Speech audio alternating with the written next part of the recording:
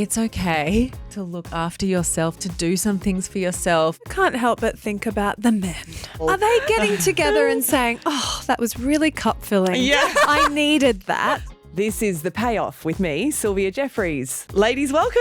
Thanks for having us. Nice to have you, Kate and Gemma, in the studio. I'm such a fan, and I'm so interested in what you've been doing with your podcast and your entire media ecosystem.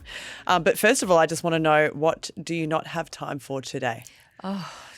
Today I don't have time for today. Yep. You know, when you wake up on a Monday and you thought, you know, I've got these 3 things on, and you've sort of mentally on Sunday night planned for it, and then you open your diary and you're like, oh, there's that, and there's that, and there's that thing, and I forgot to pay that and got to sit down and do that. Yeah. The dog needs a walk and, you know, life. All the admin that just keeps rolling in. That's it. Well, what I don't have time for is my daughter's dance concert finishing at 11 p.m. last night. She's 7. 11. No. Yeah. What time did you get there though, Gem? 8:45 a.m. No. Yeah. 4 What? concerts in one day. What? Yeah. So I'm firing on half a cylinder, but I've got my Do caffeine. we call docs about that? Like, that's No. excessive. She loves it though. She loves She it. had She's a breaks dance in mom. between. Oh, Were you a dancer? I was. Did you? What was it? Jazz, ballet? All of it. Yeah. All of the above. So part of me is stoked that she shares the same interest. Yeah. The other part of me is like, whoa, I'm not built for this world. Do they do jazz ballet anymore? You are Is that still a 100% thing, or was that built for just a thing of the 80s and the 90s? They do it all. They literally do it all. And Yeah. hip hop, that's like the growing trend. Okay. Like good hip hop. well, that's cool. Yeah. I think we can probably tolerate that. Yeah, we can get on board. Gee, I was thinking the thing I don't have time for at the moment, which keeps popping up in my feed, is the return of low-slung jeans. Oh, We can't be Don't doing you that. think? burn them. Not No. after childbirth. Midlife I mean, I hormones. speak for myself. I can't do that. No. Midlife hormones will not allow Tuck it in, the babe. exposure of that area. No way. No, we've come too far to be changing up our genes We've again. come too far. Feminism has propelled us long past the low-slung gene. Yeah. 100p. Yeah. Okay, tell me how you two met. How old were you when this all first 11. started? 11, which is Where- the age of your daughter. Yeah, my eldest is 11. Isn't that wild? It's wild. That for the past decade of her life, she hasn't, I say this to her, like, you haven't necessarily met your people yet. I think a lot of parents of younger kids get a little worried about, for example, if half their peers start school the year before and they're like, but their friends are going, should I just send them with them even though they're young? I'm like, they might not have found their people yet. They If might you be find your people in daycare, I mean, what? I've never heard that I story know. in my life. Way too early. way too early. Although there are some kids that I'd really like my kids to hang on to. They're only 5 and 4. They're in daycare. Do you like the mums? I love the mums. There you go, that's the thing. So I'm really like rooting for these friendships. you to- can foster those to friendships. continue But that on. becomes family friends, don't you reckon?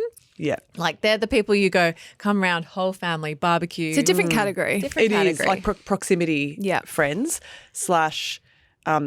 friends of your children who make your children happy and therefore make you happy because they will play together. Yes. And you can maybe have 5 minutes of uninterrupted conversation with my their God, that's parents. right. Totally. And when you find that Venn diagram of you like the parents, like you guys get on and the kids get on and everything just comes together. And then the geography, if you then- live in the same area, that's the, the holy grail. trifecta. You can never let them go. They are for life. So were you guys at the same school? Yes. When you were 11? So, okay. yeah. So we're in year 7. Day 1 of year 7.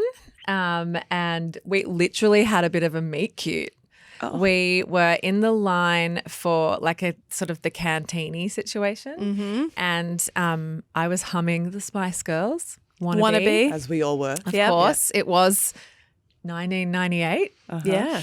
So I was humming Wannabe under my breath and then Gem harmonized. Stop it. Yeah. And I was like, soulmate? Did I just meet my soulmate? And I said, you can harmonize? And I said, what's that?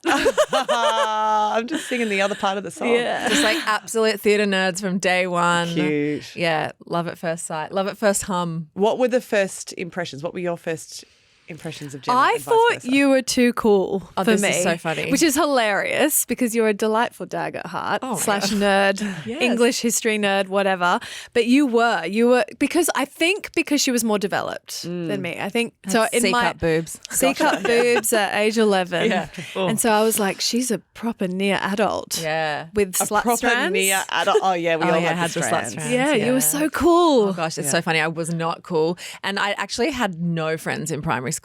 And this was my parents like, we're going to send you to a new school. It's a fresh start. And I was like, genuinely in my head was like, yeah, here we go again. I'm ready to be spending my lunchtimes at the library or the uniform shop, whatever.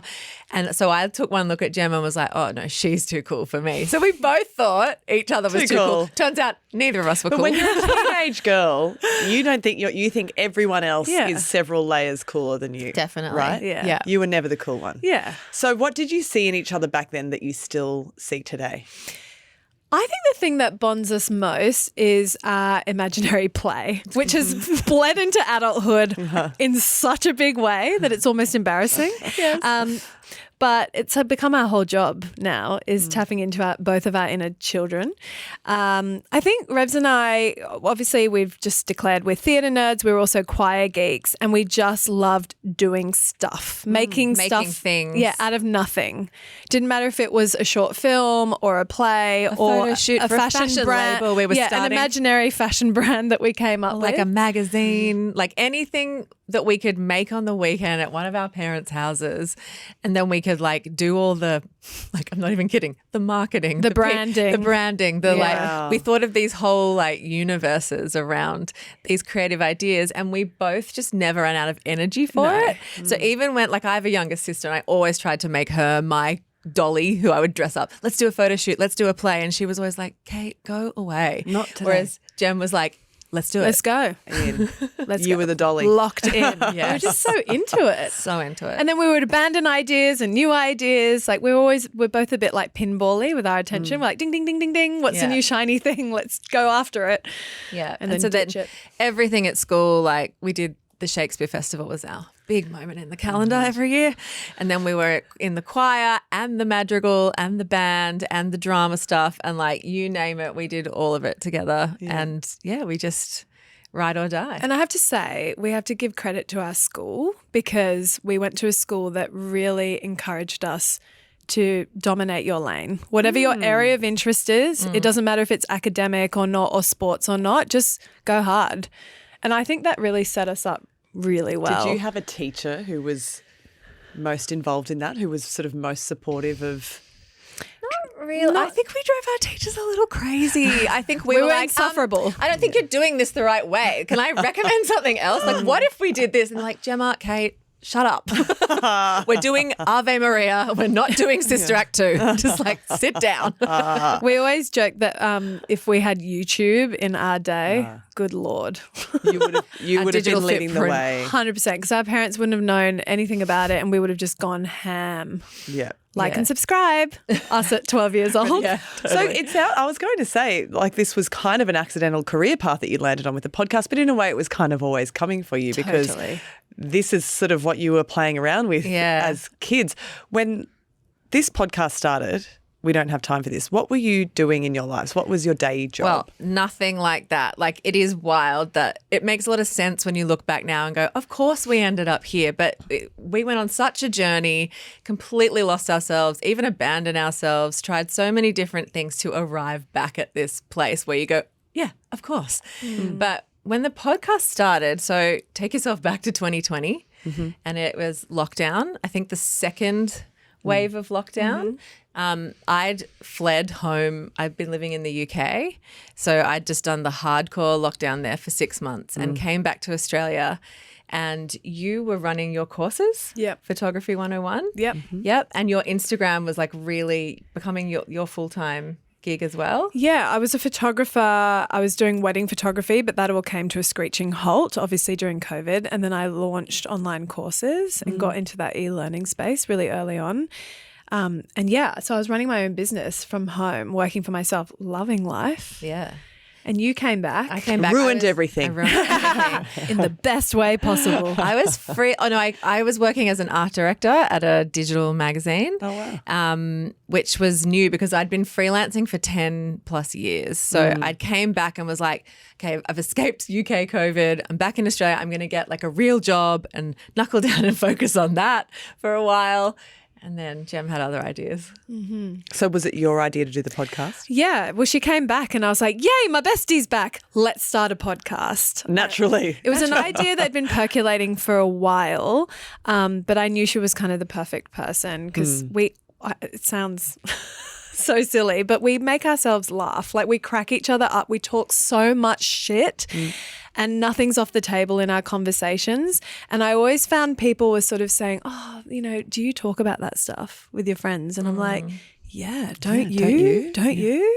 So anyway, we started it definitely under the impression of if we can't make it sustainable for 6 months, like if we don't earn $1 for 6 months, we gave it a crack, let's just let it go. Yeah. Anyway, as the story goes, we didn't make $1 for 6 months, but we had a community. And an audience. And at that point we were like, well, we can't let people down. They're tuning in every week. And that was enough to drive us to keep going. And because it was lockdown, no one could go to their mothers' groups. Yeah. So people were thirsty for these conversations. For parenting. For just like other mums Woman to in woman, the trenches, yeah. woman to woman. And I don't know if you can remember, it sounds kind of wild now because it's everywhere, but in 2020, there was not a lot of real talk about motherhood. It was absolutely how to be a good mum, expert interviews. What does this expert say about raising girls, about raising boys? Or about teething or bottle feeding. It was all expert-led conversations. There was no like, hey, are you finding this really This hard? is rough. Yeah. So my first was born in the first lockdown.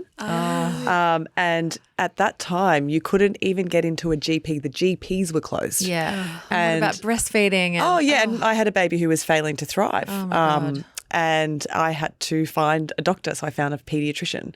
So I had to pay specialist fees, you know, just to get my baby looked at physically by someone. So I don't think there was they've that ever- absence of care. And the only other option was the hospital. Yeah. Like the emergency ward. So you didn't want to clog them up with a child who just wasn't getting enough milk. But there was a real lack of care and community Yeah. for That would new have been mums. so isolating. Well, it was, I mean, I had other friends who were having babies at the same time. So we were constantly Check-ins. texting and checking in on each other and 3 a.m. texts, you know, Yeah. through bleary eyes and whatnot. But it was isolating and it was really scary not knowing who was going to be able to support you if things were going wrong. I don't know if we've really taken stock of what that era did to mothers, particularly people like you who had their first baby knowing nothing. Like I remember when I had my first baby and I was so terrified and had no idea and I wasn't prepared like you can be. You know, no one can be. Yeah. And I remember, going to my early childhood centre almost every day being Yeah. like, help, I don't know, I can't get her on the boob and I've still got to use this nipple shield and like, is she the right weight and what's this skin thing here and is her head okay, you know? Yeah. So I cannot even imagine going through that and having literally nowhere to go and being stuck at home, which is, you know, for mental health as well. Yeah. Like, You're so trapped. You're Yeah. trapped. But your mother's group that you meet up with, which I'm assuming you didn't get to So do. we had one mother's group Yeah. and then it got shut down. And so then we had a WhatsApp. It's not group. the same. It's not the same. And that Yeah. mother's group for me was a lifeline because it was every Wednesday. I remember it vividly and it forced me out of the house.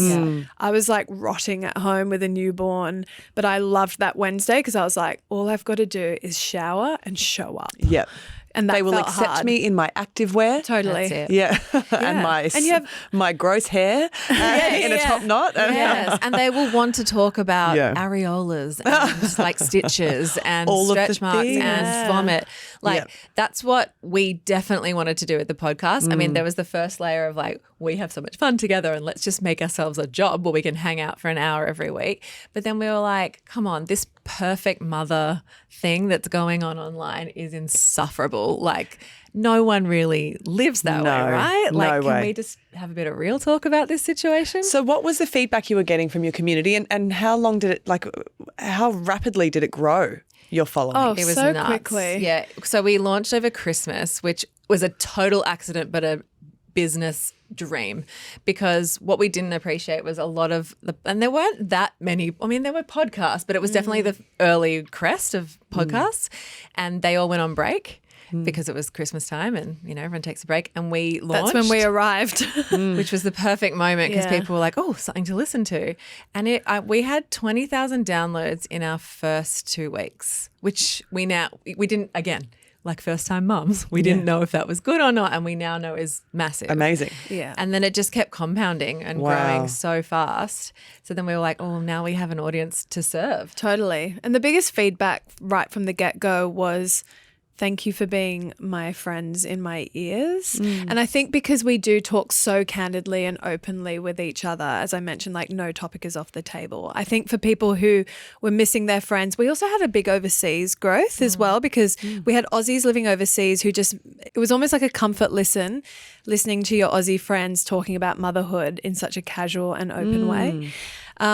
So yeah, it kind of grew from there, and we did notice very quickly the retention of listeners was really high, because we're a host-led podcast as opposed to guest-led, where we know, depending on who the guest is, it can kind of peak and trough and fluctuate in terms of your listeners.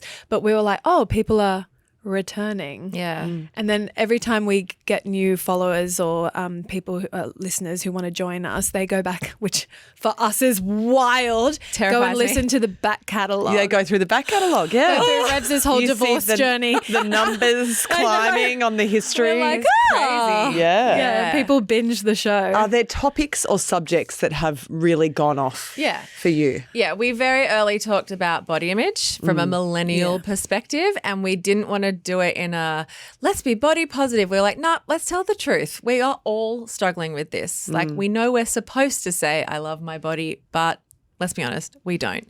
How's everyone living with this? Where are we all at? It's a spectrum. Where are you? Body image was massive. Relationships has been absolutely huge for us. So and not just romantic relationships, but friendships. Yeah. We find is a huge topic amongst women. Like, how do you make friends in this season of life? How do you retain your friends? How do you retain them? Yeah. And foster Yeah. the ones from the past? and the heartbreak of friendship breakups that happen at this stage of life when you kind of grow in different directions. But Or you're in different seasons where your best friend has kids earlier than you and they've got school-age kids but you're still in the trenches. All that stuff impacts, how you relate to each other. I just had a weekend, as we're recording this, I've just come back from a weekend away with my sister. So she lives in Brisbane, I live in Sydney, so we don't get a lot of one-on-one time. And we've been trying to do this once a year. We've lapsed the last couple of years because of my work, travel, and I've got 2 kids, she's got 2 kids, they're different ages, just so busy. And then there's the guilt of taking a weekend away to just do something one-on-one hard. with your sister as well. But like, my cup is full and you laugh in a way with your oldest friends, or for me, my sister, who we shared a room until my sister was 18 and I was 13. oh my God, I wow. So, like, we are bonded Really in a close. serious way. And you can have those vintage laughs with someone that reconnects you to who you are and where you've come from. Yeah. Right? And that's what's so important about finding a way to somehow integrate and foster those old relationships in your life when you Totally. become a mum. Well, Yes. and we talk about that a lot. Like, we have taken on as a bit of a responsibility reminding women and mothers, but women in general, it's okay to look after yourself, to do some things for yourself. It's not selfish. Like, we always say, put that guilt in the bin. Like, even saying my cup is full, like, even I know that it's phrase, corny, you sorry, can't. but it's like, no, that's how it feels, no, right? There's so It many does. things we Yeah. say, right, that are just like, who's given us that language? Like, you can't pour from an empty cup. And then we're like, are we just cups that pour Are out? we vessels? Vessels that receive from and pour out? Like, are we not people? And I like, are we know. not better mums when we are completely in our personhood, living these full lives? Is that not going to make us better mums? And I also can't help but think about the men. The men. Like, men are of it they all. are they getting together and saying, "Oh, that was really cup filling. Yeah. I needed that." Soul food. You know? Soul food. They just don't, because they're not pouring in the same way that we They're do. not pouring in They're the barely same way. pouring. The They bar is so aren't. low. It is I mean, so I low. can't say that. My husband just poured all weekend without me. So, But for full the credit most to him. part, Yeah, But know. you make zoom out. Yeah, let's zoom out. You know? You're right. So, okay, so back to the podcast. I wouldn't describe your business as just a podcast now, right? It's like an entire media ecosystem. Yeah. How would you describe what your business has become? Yeah, it is a bit of a, like, I would say a content universe. Yeah. If you can say that. So we have the podcast, and that's how most people find us. We have Instagram, we have our subscriber show, and then we have our live shows, which was our absolute dream that we got enabled by our audience 3 years ago. No one asked for it, No by one the asked way. for it. But everyone turned up. They did. They didn't know what they were turning up for. And then they were like, okay, this is unlike anything I've ever seen before. Yeah, because it wasn't like just a sit and chat kind of Q&A. So no, this was a scripted. Yeah. This was like going back to your Macbeth days at school. Totally. Right? Our live shows are, unhinged. Our producer hates us calling it a variety show, but we don't know what to call it. Well, like it's part stand-up, part cabaret. Sketch comedy. There's like we pre-film lots of fun video content, and then we will like riff live with the audience. We sing, we dance. It's cabaret at times. Audience participation, lots of costumes. It's theatre, but it's like all for the lols. Like we have these cards on our wall, these 3 cards, and they're the 3 things we want to achieve with the show. And every time we lose our way, or we're like, oh, this idea is not quite working. What do we want to do with this? We go back to these cards, and they say, seen, like make her feel seen.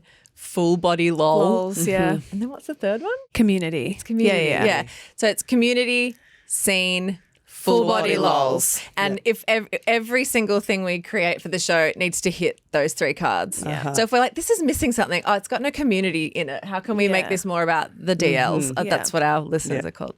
Dear listeners, DLs. Yeah. So, and now we kind of live for that. The show is a fever dream. I think that's how most people have described it. They walk in and go, what did I just watch? Yeah. But why do I feel so seen? Why am I emotional? Why am I crying? Why am I inspired? Do you sometimes wake up and go, I can't believe we've built what we've built? All the time. Every day.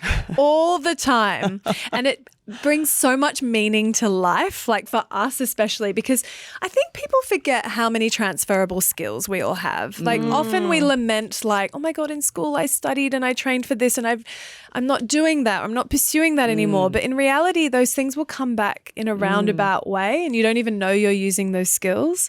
And we're so happy to be here. Yeah, aren't we? It's at this point. It's insane. And it made sense of a lot of really tricky years where we were definitely trying to find a landing place like this, but it wasn't until we were 100% just honest being ourselves that we landed here, because we sort of cosplayed in other industries and worlds, in roles, trying to bring that creative flavor to these other jobs, and it never quite stuck for us. Yeah. So. But you do it because life and kids and a mortgage, and you got to show up somehow. But yeah, we pinch ourselves every day. Community is sort of the common thread, I think, in a lot of the podcasts that have been really successful in recent years.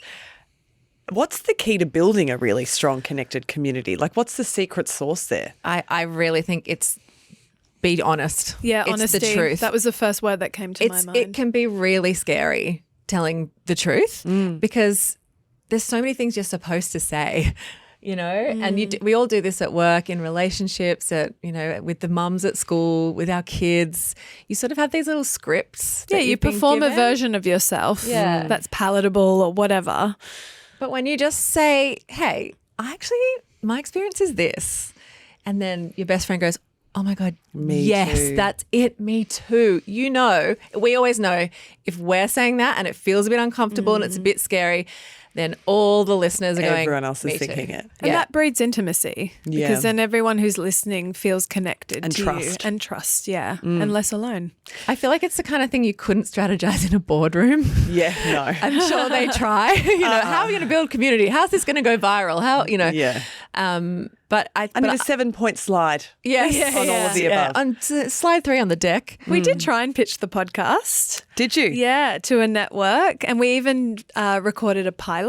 Yeah. And they just didn't quite, because we couldn't sell the idea. It's like, we're just two besties. Idiots. Because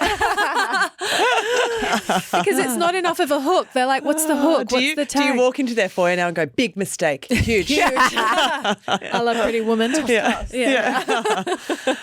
Are you glad you took the sort of independent 100%. path? Well, we took it, then we untook it, and then we took it back. Yeah. So we did sign with the network for a year. Mm-hmm. And luckily we had a boss mate from school, shout out to Juz, who was an entertainment lawyer, who when we got the contract to sign with this network, we were like, hey, can you just do a once over for this? And she's like, well, She was like, there's an automatic rollover with the contract. I think we need to have a review at the 12-month mark and see how you're both feeling. And at the 12-month mark, we're like, oh, we've made $68 and they've pumped like huge ads for Bunnings, for the Wiggles, for, yogurts, whatever, these huge advertising campaigns. Any of it. Well, we saw $68.50 or something. I remember getting a monthly paycheck and we were like, oh my God. And then we have to divide it by two. Wow. And pay tax and, all that stuff. It was just so silly. So we were like, well, this doesn't work or make sense. And we didn't feel like it was a nice listening experience for the listener to hear all these like basically radio ads that didn't really speak to them shoved into our podcast. So we decided to go independent again, and we decided we will only do host-read ads that for things that we really I know everyone says this, but things we could get behind that were going to be a value things add. that you can really align with. Yeah. Because we're like, we have this engaged community who trust us. We can't be like, I don't know, go buy this car. No, buy this car. Go do this. Go holiday here. No, go holiday there. It's just, we take that seriously, that trust, and we want to make sure. We're very discerning about who we partner with. Yeah. And also at the core of it, we're a bit control freaky. And I think we're not suited to a network, although never say never. Just want to put that out there as well. While you're sitting in the 9 building. Yes. It's quite nice here. It is, isn't it? The aircon is perfect. It just kicked in. It's lovely. Which is nice. So what's next for the empire then? You've got the live shows, you've got the subscribers.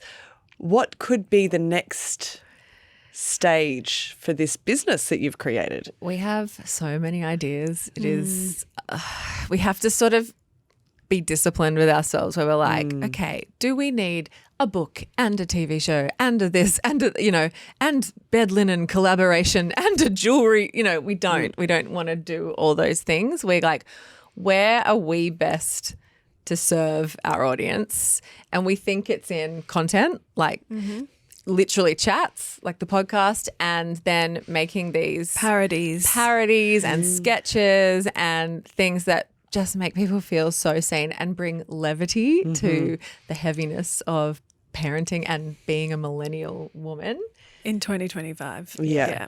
What have you learned about business so far through this process?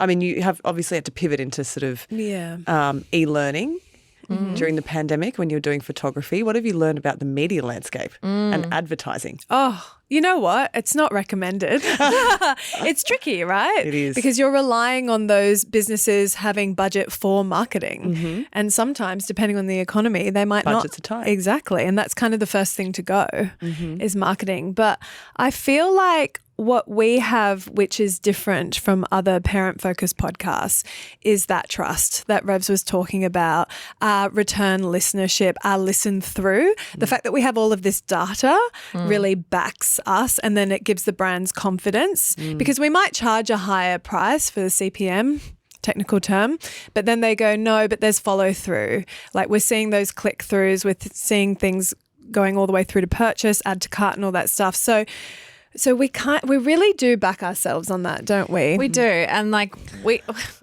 we try and just be really brave and say, we know we have a marketer's dream audience. We know that the women who listen to us are the chief decision makers in their household. They don't just buy one pair of swimming. Like they're not the dad who goes and buys one pair of shorts. They buy shorts for them, the husband, and 3 kids. The grocery shopping. They're the grocery shopper. They choose the family car. They pick where the holiday is going. They book their business travel and their holiday travel.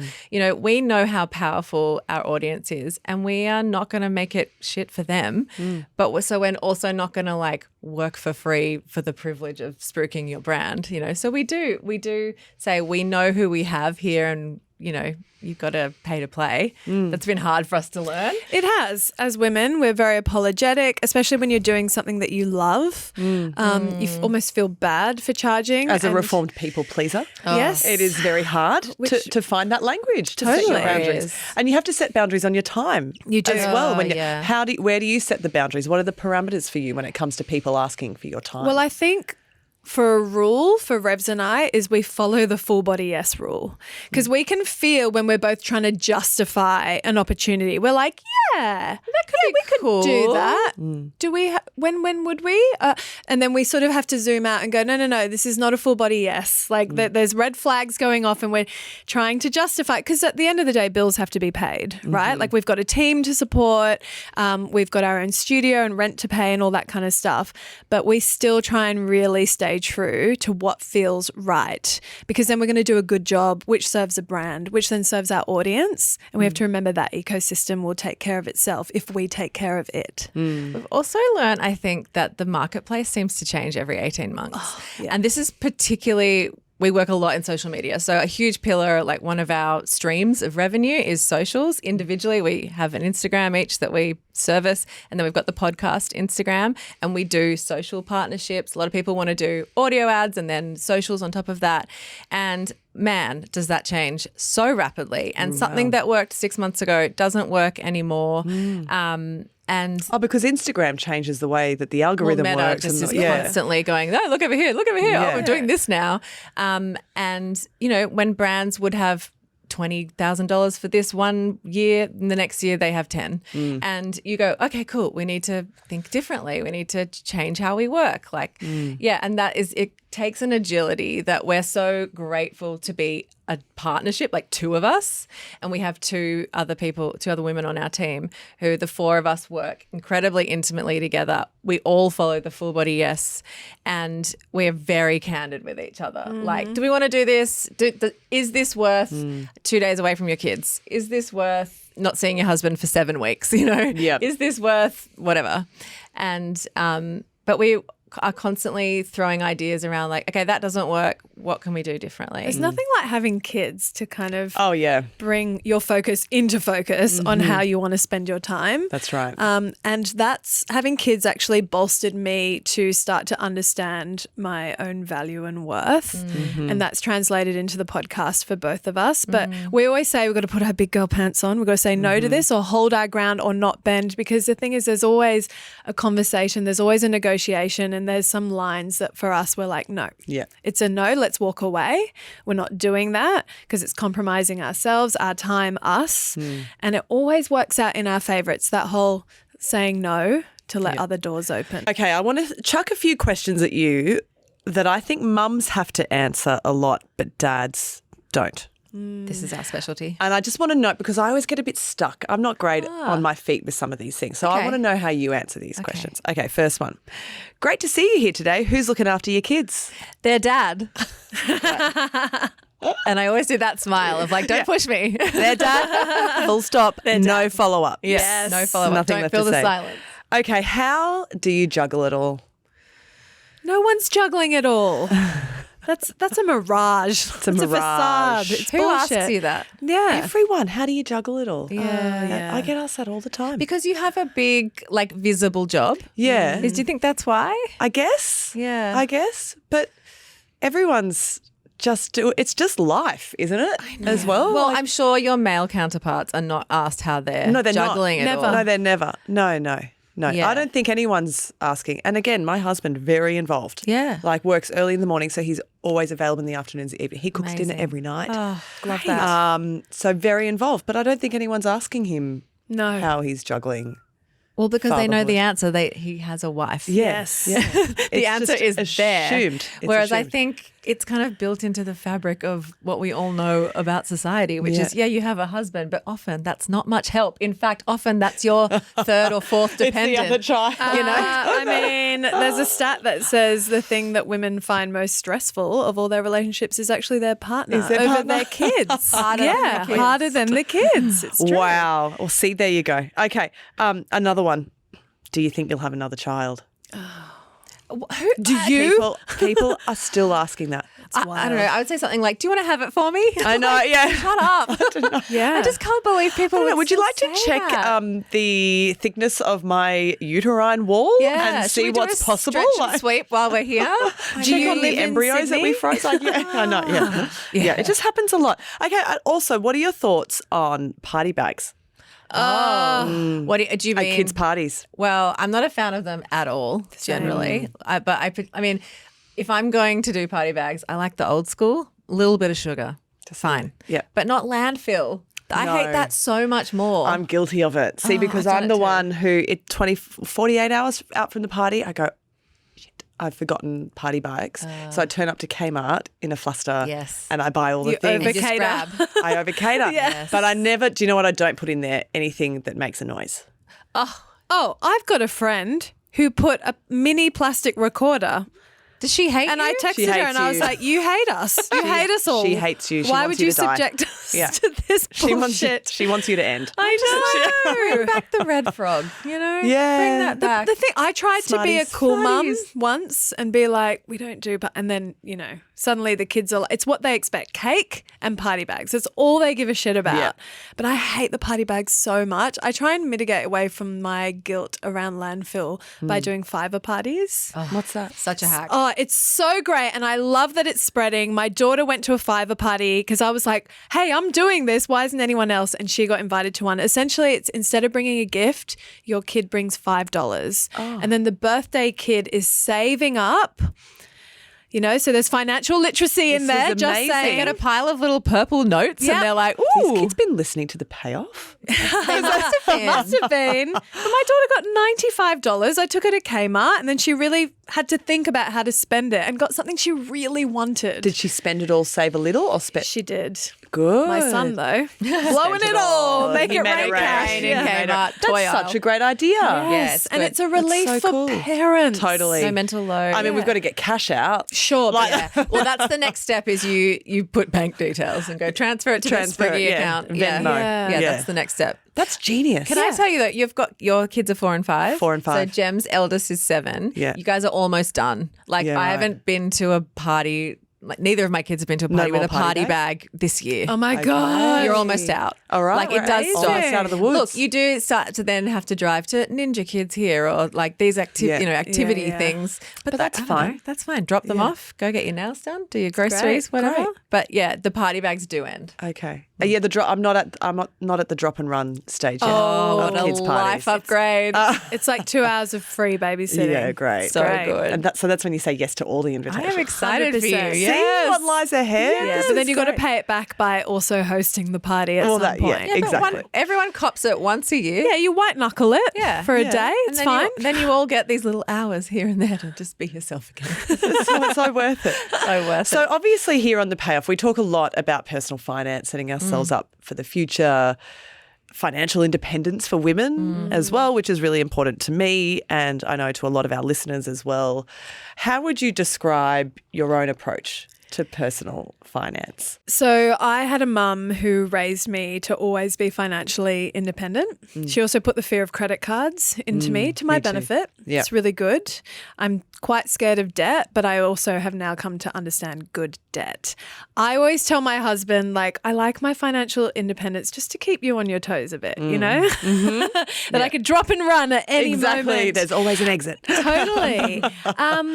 But I would just like to clarify I really love my husband, by the way. Same. I love him dearly. I've started calling him my boyfriend because I feel like that keeps things really fresh and intimate that's between spicy. us. Yeah. I like it. Because we're coming up 10 years married and Yeah. I was like, I think I'm going to start calling you my boyfriend. He's like, that's kind of hot. That's And hot. I was like, yeah, it's good. Keeps you on your toes. No, I'm really big on financial independence. It's something I'll be teaching my kids. Absolutely. So for us, like we do pull some money together, but we also keep money separate. I think it's really important for me as a woman to have an account that he doesn't have access to and isn't policing how I spend that Monitoring, money. surveilling. Yeah. Yeah. Because he doesn't understand what it costs to get your nails done or to get your Botox or whatever it is, those personal things that you want to keep for you or shopping for clothes and new shoes and a handbag, things that they might not see as valuable. So that's been really good for us. In terms of planning, I'm a big planner. My husband and I, our love language is sitting together and talking about what's our 3-year goal, 5-year yeah. goal, long-term goals. Check the superannuation balances. Yeah, just have a little look and see. Well, working for myself, I must say, got to be really disciplined in that Oh, department. yeah. I bet. That's tricky. Yeah. Revs, and what about with your kids? Do you try to instill I do, but my some money mindset in them? Oh yeah, but I'm like a little baby L-plater when it comes to financial literacy. So I did not grow up with having to think about money, which is very privileged, but when I was kind of spat out into adulthood was a bit like, fuck. This sucks. Oh my God. Okay. Wow. And then sort of rubbed along for a bit. But when I got divorced, I actually had to go, okay, big girl pants on. It's time to really understand what your goals are, how you're going to make this work. It's just you and the kids. Like you've got to make it work. You've got to be responsible. 4 years ago, I had one transaction account and I would pay and pray. Yeah. And I just bought a house for myself and my kids on my own, a 4-bedroom house. Oh, congrats. Within 4 years. Like that's amazing. I'm crazy proud of the So you should be. turnaround. Absolutely. And luckily I've got Gem sort of like as a little bit of a coach in my ear. And I've got to say the way her mum raised her and her brother with as soon as you're 18, you're an adult. You can live here, but you'll pay rent. You'll buy your own car. You're on your own. I don't know. I'm pretty keen to do that for my kids. And I say for my kids because I think it's a gift. It is. Absolutely. Because I think if you're infantilized for too long, I mean, of course you don't adult Figure up. it out. Well, Why there's would no you? incentive. Why would you? If You're like, life's I've got a just- safety harness. And you've always got a safety net. Yeah. And like, you know, we're very lucky where unless something catastrophic happens, largely none of us will be homeless. We live in a beautiful part of the world and we're, you know, our kids will never be without the things they need. But I would love them to be really motivated to not just go for their goals, but just to have financial freedom so they're never trapped. Yep. You know, so they can make decisions in their life based on what's right for them, that they're never staying in a situation they shouldn't, a job, a relationship, a city, any of that, because they can't afford to leave. That to me is success. I mean, as your bestie, I'm so unbelievably proud of you. But I remember when Revs first got divorced and she had to really look at her financial situation. And I remember you saying, okay, it's not cute anymore to lean into the narrative of I'm just a bit hopeless with money. Yeah, I'm bad with money. And it's never too late to learn financial literacy. it's and also not that hard. Like it's actually not. Depends on your brain. But it's also so accessible now. It is. wasn't. I feel like a lot of women have, for very good reason, for a long time felt shut out Yes. of these conversations. And they weren't designed to bring us in. No, they weren't. To the- they into were the designed to conversation. freak us out, so we stayed out of it, right? Correct. But when I say it's not that hard, that was the delightful surprise for me. Yeah. I was Once like, you started, you hear these words like compounding this and offset that, and you know, and for me, I would go, Shut down. too hard for me. I'm not good at maths. Yeah. But actually, it literally was just an Excel spreadsheet and me plugging in some numbers. And now you've got ChatGPT and other AI things. Like you can empower yourself so easily for free at home with your phone. And there are so many really qualified, knowledgeable people out there on social Like media. this podcast. Who, well, not me, but all the people I interview. yes, the people you interview. the experts I bring into this Yes, space yes. who have so much information that they're willing to share for free yes. and to get you on the right track. So Yeah. it's, you know, the times have changed drastically. And the more you get into it, the more confident you feel, Yeah. the more empowered you are, the more you go, you know what, I'm going to set myself a harder goal. Yeah. You know, how much can I save this year? Like saving to me was... But chatting about it casually amongst friends as well. It's like my sister and I were talking about our mortgages on a morning walk on the weekend when we were together and how I've changed to fortnightly instead of monthly and things like that. And, you know, Sounds good. and then you open up these ideas for other people and you just keep it spinning around and around. I think it Definitely. is still taboo. It's funny. Like, Money is a sensitive subject. even Yes. amongst your girlfriends, It because is. people are in completely different situations and And you have to be sensitive to that. again, the patriarchy and, you know, doesn't like us to know what we're all earning because then we go, oh, hang on, why am I earning 20 grand less than my male counterpart? Or like, oh, my friend's earning this and we do a similar job. Should I be asking for a pay rise? You know, so it is good to have those chats, but it's tricky. It's tricky to is. open those chats up. Yeah. Yeah. What is, you've sort of described what success is for you, Rez. What is it for you, Gemma? What does your ultimate successful, content life look like? It's funny you use the word content because I did an episode with Jules Sebastian recently on her podcast and she asked me the same question, like, how would you describe where you're at? And I was like, the word content comes to mind. I there's nowhere else I'd want to be than where I am at this point in my life, which is so huge. Like that is not something I take for granted at all, because there were so many seasons of my life where I was constantly looking ahead. When I get to this level of success, in inverted commas, when I have a couple of kids, I'll feel successful, or when I can buy whatever, the house of my dreams. But the truth is, coming home to who I am after kids, because I don't think you fully appreciate how lost you get in the weeds of parenthood. And so many of us tell ourselves, it's fine, I'm this now. I'm of service to my kids and I'm fine with that. You know, I remember when I've always loved clothes and dressing up and feeling good and showing up to the world in the way that I want. I had convinced myself that I wasn't into clothes anymore. I was like, oh, no, I don't, you know, it's fine. It's for my kids. I dress my kids really cute and I am a gutter goblin and that's fine. And that's the narrative of who I thought I was as a mum. In the same way that we lie to ourselves all the time. You know, I dated a guy who wasn't into getting married and I really wanted to marry him, but I said, oh no, I'm not into marriage. It's cool, and played that cool card. I think the best thing about being 40 now is really tapping in and listening to the truth of who you are. And that for me is success. Like I'm so excited about being in our 40s, giving less fucks, holding firmer boundaries, but also nurturing the relationships that you really love and care about, and also your career and work. You know, we have an end of year review of our business, and we have obviously financial goals is a big one, but we also have lifestyle goals for our team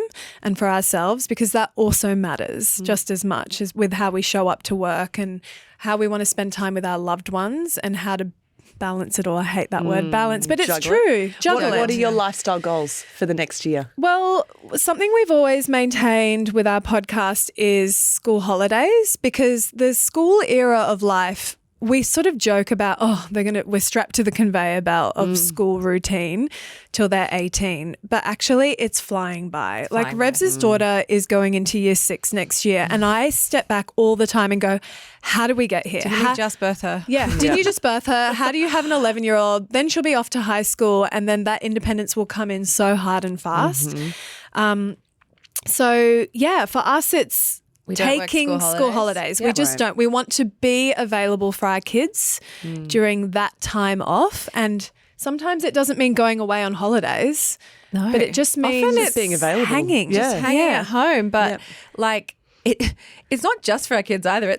Personally, my nervous system needs the school holidays to reset. Like, you know, because you know what I can't handle is paying $200 per kid per day to drop them off from 10 till 2 on the school holidays, trying to cram work in those hours, pick them up, and then they're wrecked, and then they don't have a break. And then, you know, we're trying to teach our kids, both of us, and really working on trying to teach our kids how to rest. Where we have been through massive seasons of burnout in our life. We've got some very high achieving little daughters, and we're trying to teach them the value of rest, and that it's okay to not be productive all the time. Lol.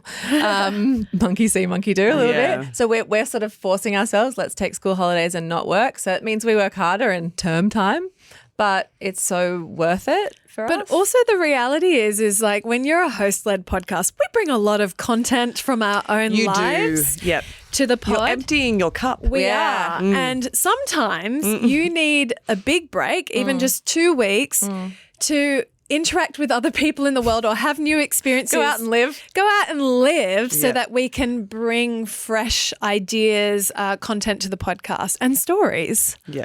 Well, it is almost school pickup time. Yes. So I'm going to have to let you go because that was the deal today. We've all got to go pick up our kids. Yes. We are setting our boundaries and we are sticking to them. Yes, we are. Thank you so much for coming in. I love you guys. And I'm so grateful that you would give me some time today. Thanks for being such a visible, like, go-getter in career. Like, it's so amazing for us to see women with little kids showing up for themselves and doing their job. You know, but it's true. But it's I appreciate so important. That. I love what you're doing. Keep doing it. Subscribe, like, follow, listen, all the things. Go to the stage shows when they come back again. Ladies, thank you so much. Really appreciate it. Thanks, Sylvia. Pleasure.